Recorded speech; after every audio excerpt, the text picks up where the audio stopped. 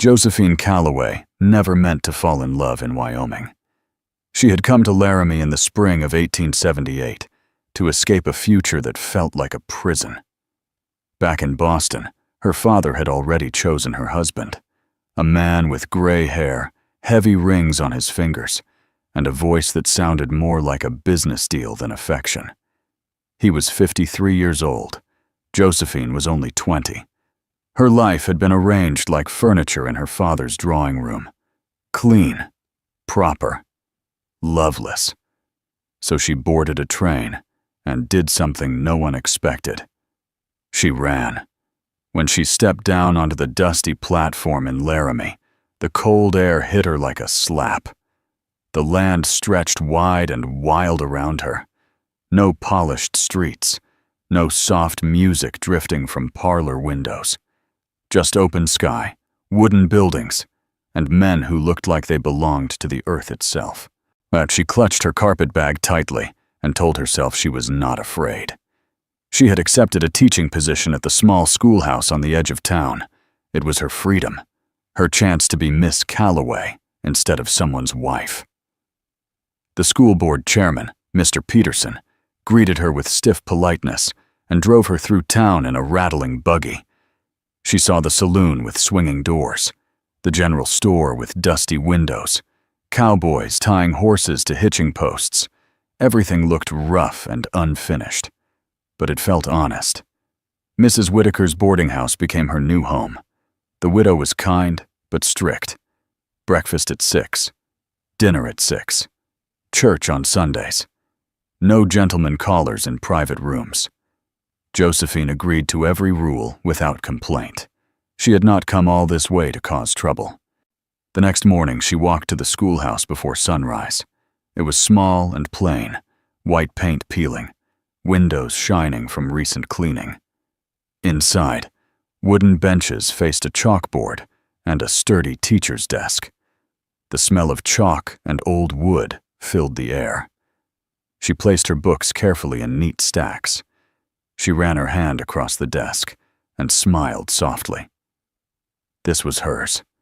She was adjusting the slate boards when the door creaked open behind her. A tall shadow filled the doorway. "Pardon me, miss." The voice was deep, steady, carrying the rough sound of a man who worked outdoors every day. Josephine turned slowly. He stepped inside and removed his hat. Dark hair fell slightly across his forehead. His skin was sun-browned. His shoulders were broad beneath a worn jacket. His eyes were gray, like a storm building over open land. "I'm the new teacher," she said quickly, straightening her posture. "Josephine Callaway." "Vaughn Daniels," he replied. "Been fixing your roof. Still a weak spot near the back corner." His hands were large and marked with calluses, not soft like the men in Boston. His boots were dusty. Everything about him spoke of hard work and long days. "I appreciate your efforts, Mr. Daniels," she answered politely. A faint smile touched his mouth. "Just Vaughn is fine." She turned back to her books. "I prefer proper address." A low chuckle escaped him. "City folk," he said. "You're a long way from Boston." Her fingers paused. "This is my home now," she replied firmly. Something shifted in his expression then. Not mockery, not judgment. Something like respect. "Well, Miss Callaway," he said softly. "Welcome to Wyoming." He stepped outside again, climbing the ladder to the roof. She could hear the steady rhythm of hammer against wood. Despite herself, she found her eyes drifting to the window more than once. By Sunday, Josephine had memorized the names of all 37 students, children of ranchers, shop owners, and widows, some nearly her own age. She was determined to prove herself. At church, whispers followed her. Curious glances, warm smiles. This town watched everything. After the service, she was invited to Sunday dinner at the Thompson house. The home was loud and full of life. Children ran between tables. Women carried plates of food. Men spoke about cattle and weather. And then the back door opened. Vaughn Daniels stepped inside carrying firewood. Their eyes met across the room. Miss Callaway," he greeted simply. Mrs. Thompson beamed proudly. "Vaughn owns one of the largest cattle ranches around." He shifted slightly, uncomfortable with praise. Josephine tried to focus on her plate, but she felt his presence the entire meal. Later, when the gathering ended, Vaughn insisted on walking her back to the boarding house. "It's not proper for a lady to walk alone," he said calmly. "I can manage," she replied. "I don't doubt it." They walked in silence for a few moments. The sky was painted with soft orange and purple. The town quieted around them. "Nervous about tomorrow?" he asked. "My first day does not frighten me," she answered. Then, after a pause, "Perhaps only a little. I reckon you'll do just fine." They reached the boarding house steps too quickly. Yet she turned to thank him and realized he stood closer than expected. "Good luck, Miss Callaway." His eyes held hers a second longer than necessary. She felt something stir in her chest that had nothing to do with fear. Monday arrived with bright sunlight and pounding nerves. The children filled the classroom with energy and noise. Josephine's voice rang clear and steady as she began her lessons. By midday, she felt confidence bloom inside her. The children respected her. They listened. Days turned into weeks. Autumn colored the land in gold and red. Josephine settled into routine, teaching, grading, reading by lamplight. And Vaughn Daniels appeared now and then. Sometimes he rode through town and tipped his hat. Sometimes he stopped to ask about the school roof or the weather. Every time, and her heart behaved in ways she could not control. In late October, the town held a harvest social at the hall. Mrs. Whitaker insisted Josephine attend. "You're part of this town now," she said. Josephine wore a green dress she had nearly left behind in Boston. She pinned her hair more softly than usual. When she entered the hall, lantern light glowed against wooden walls. Laughter filled the air. Music began to play. She had just accepted a cup of punch when a familiar voice spoke behind her. "You look lovely tonight." She turned.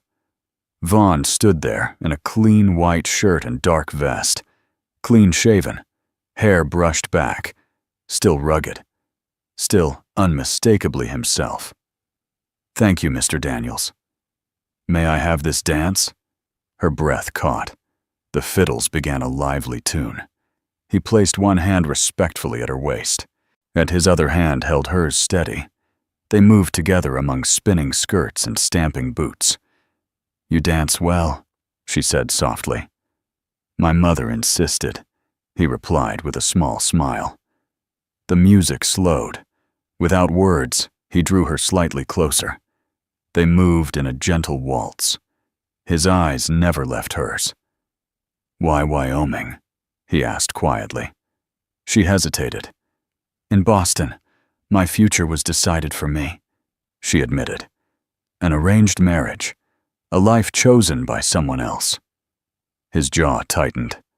"You ran." "Yes." "Brave. Necessary." The dance ended, but they remained near each other for the rest of the evening, talking, laughing, sharing pieces of themselves. When he walked her home that night, stars glittered above them like scattered silver. At the steps, he took her hand. May I call on you properly?" "I would like that." He smiled slowly. "Good night, Josephine." It was the first time he spoke her name that way, soft, personal, and it stayed with her long after she closed her bedroom door. She did not know then that the path she had chosen would lead her somewhere far deeper than freedom. It would lead her to a moment she would never forget. The moment her first kiss would be stolen. Winter did not arrive gently in Laramie.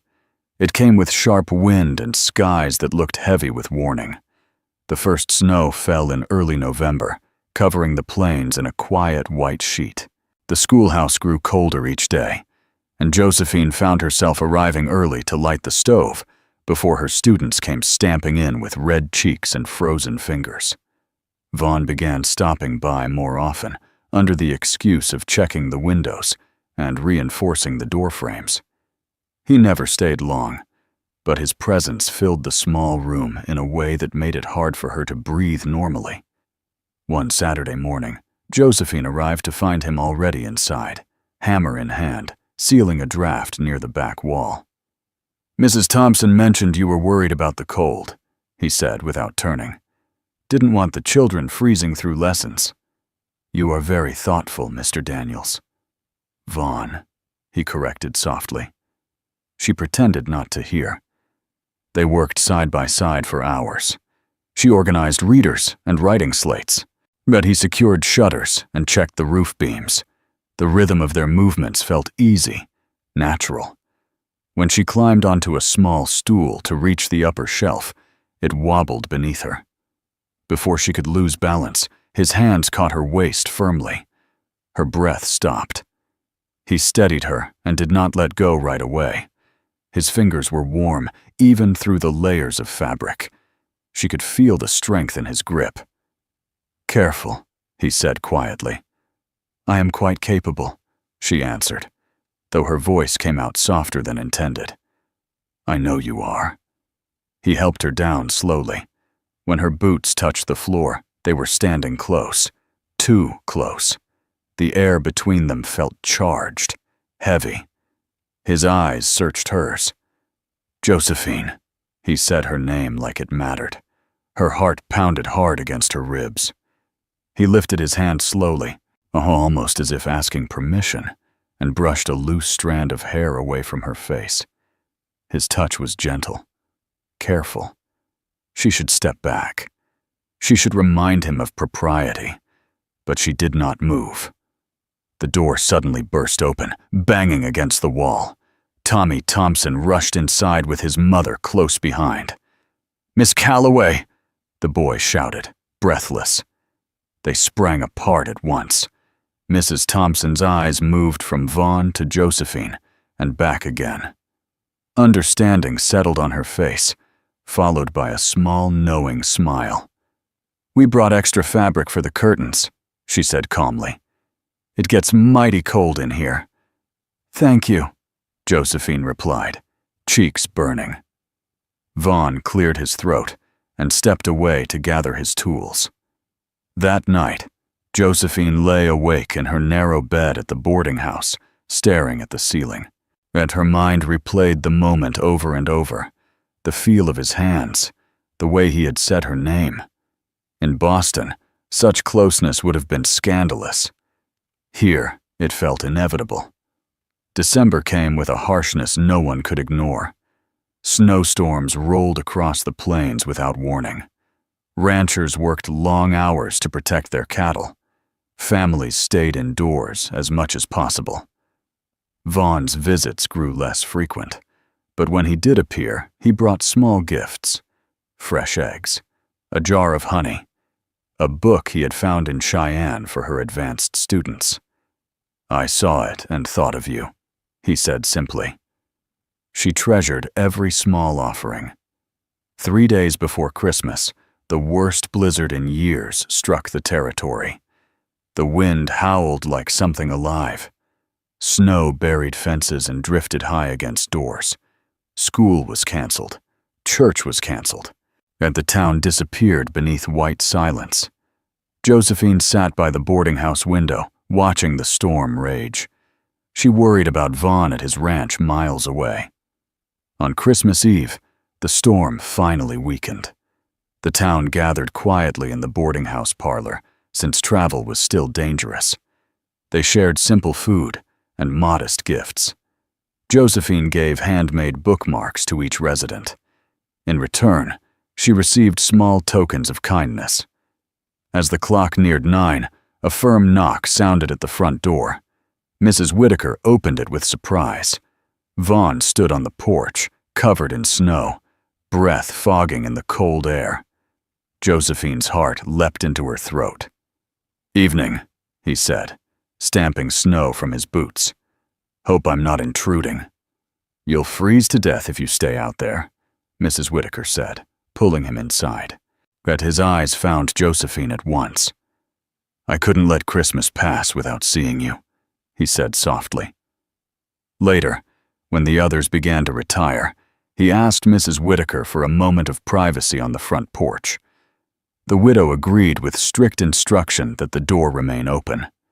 Outside, the world glowed under moonlight, reflecting off snow. "You shouldn't have risked coming," Josephine said. "Had to."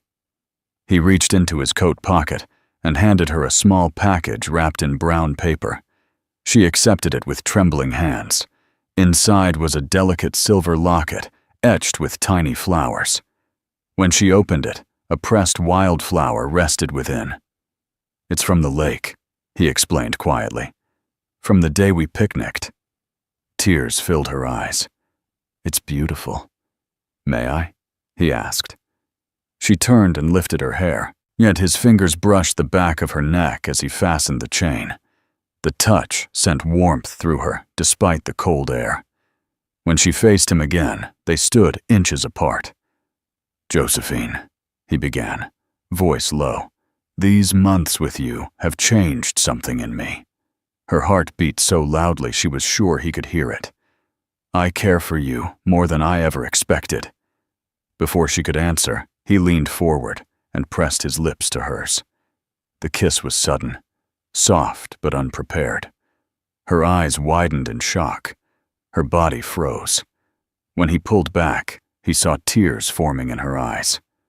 "I'm sorry," he said quickly. "I shouldn't have taken that liberty." She shook her head, struggling for words. "It was my first kiss," she whispered. He stared at her, surprised. "Your first?" She nodded, embarrassed. "In Boston. Well, young ladies do not, without proper understanding." Understanding dawned in his expression. He stepped closer again, slower this time. "I'm sorry it was rushed," he said gently. "It should have been something worth remembering." He lifted his hand and cupped her cheek tenderly. "Let me show you how love is meant to feel." This time, when he kissed her, it was different. He moved slowly, giving her time to breathe, to choose. His lips were warm and certain. His arm wrapped around her waist, pulling her closer without force. Josephine's hands trembled before resting lightly against his chest. She felt the steady beat of his heart beneath her palms. The world around them faded into cold air and quiet night. When they parted, both were breathless. "I love you," he said, voice steady despite emotion. "I think I have since the first day I saw you standing in that schoolhouse." Her fear melted into something deeper. "I love you too," she answered. From inside, Mrs. Whitaker cleared her throat loudly. Vaughn stepped back with a reluctant smile. "I'll call tomorrow, if the roads allow." The days after Christmas passed in a glow of quiet happiness. Vaughn visited whenever possible. They spoke openly now of the future. On New Year's Eve, the town gathered in the church hall. Music and laughter filled the room. Near midnight, Vaughn led Josephine to a quiet corner. "I have something to ask you," he said seriously. She felt her pulse quicken. "I don't have riches," he continued. "My ranch is still growing. The house is small." She squeezed his hands. "That does not matter. I love you, Josephine." "Will you marry me?" Her answer came without hesitation. "Yes." Joy lit his face as he pulled her close. Around them, the town counted down the final seconds of the year. When midnight struck, they sealed their promise with a kiss beneath ringing bells and cheering voices. Josephine believed her story was unfolding exactly as it should. She did not yet know how fragile happiness could feel, or how quickly love could be tested. Spring arrived slowly in Wyoming, but when it came, it changed everything. Snow melted into rushing streams. Wildflowers pushed through the cold earth. The plains turned from white to green almost overnight. It felt like the land itself was waking up. Josephine and Vaughn were married in April in the small white church at the center of Laramie. The entire town attended. Ranchers in clean shirts, mothers with polished boots, children whispering and smiling from the front pews. Josephine wore a simple white dress with lace along the sleeves. Wildflowers rested in her hair instead of jewels. She did not need anything more. When she walked down the aisle, Vaughn stood waiting for her with eyes full of something steady and sure. He did not look at her like she was something fragile to own. He looked at her like she was his equal. When the preacher declared them husband and wife, Vaughn kissed her gently, slowly, with care, not rushed, not stolen. The town clapped and cheered. Josephine felt no fear, only certainty. She moved into the ranch house a week later. It was smaller than the home she had grown up in, but it was warm. Wooden floors, a stone fireplace, a porch that looked out over endless land. The first months of marriage were not perfect. Ranch life was harder than she imagined. Dawn came early. Some mornings Vaughn was gone before sunrise. Storms could change plans in an instant. Cattle fell ill. Fences broke. Money did not always come in the way it should. There were nights when Vaughn returned exhausted, shoulders heavy from the weight of responsibility. Josephine learned to read the lines in his face.